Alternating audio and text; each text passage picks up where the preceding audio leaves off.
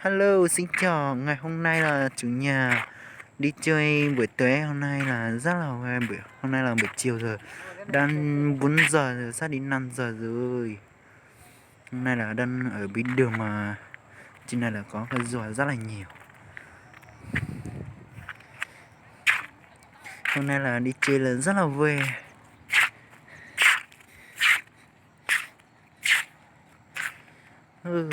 Lâu lắm rồi không được xuống ở bên này chơi này.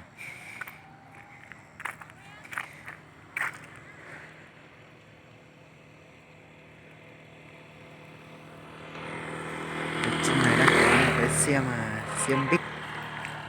Ui.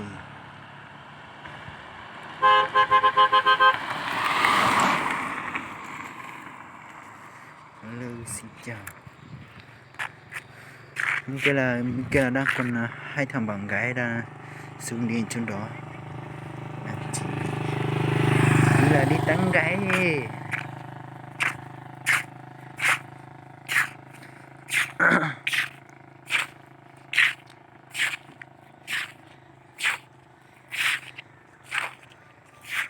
Chào. Đi đâu về đấy? Dạ?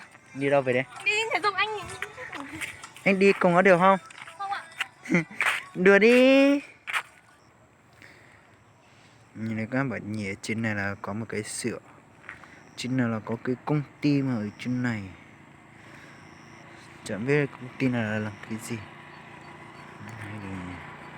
Đang xuống đi mua. Nhìn mấy cái thằng bạn gái này thì cũng đi qua trên này rồi đi. Chạy nhanh quá, sợ anh quá. Cũng sợ đấy, anh cũng 8 rồi nhưng mà sợ quá.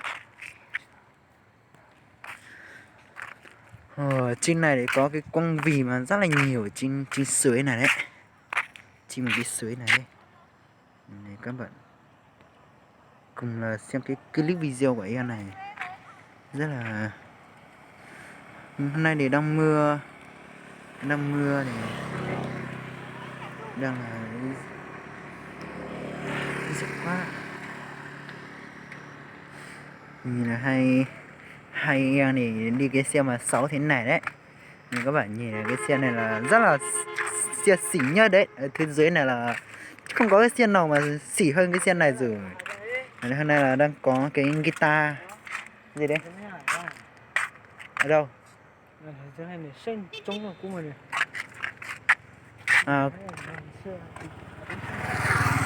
Hai thằng bạn gái kia có thì nhận sai à? Tớ nhận sai là chưa hay đã. Muốn nó chỉ lớn là chỉ lớn là bây giờ cũng chưa mua này là gì quá.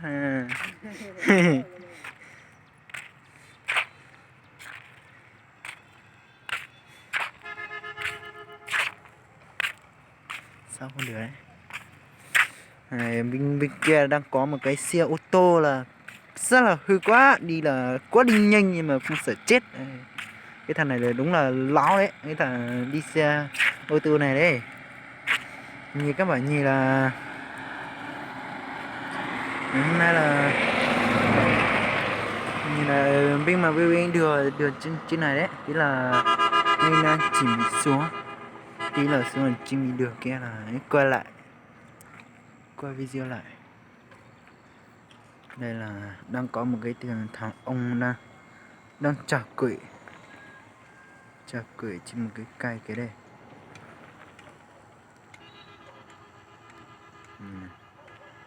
Đang chả cái gì đấy? Đang chả quỷ.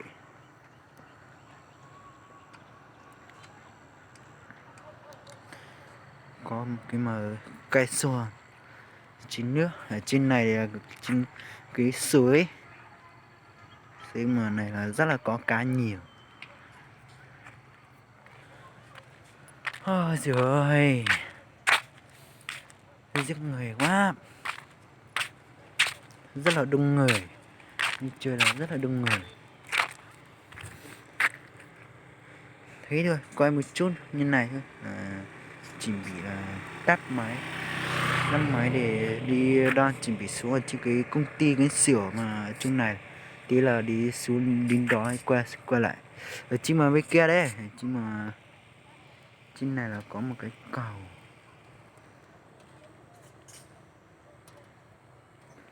Trên này à, không nhìn thấy là ở đâu rồi. Có một cái cầu mà cầu ở trên đây, nhìn này, trên kia là có một cái cầu là bảo là cầu vát, trên này là có cái cổ điện.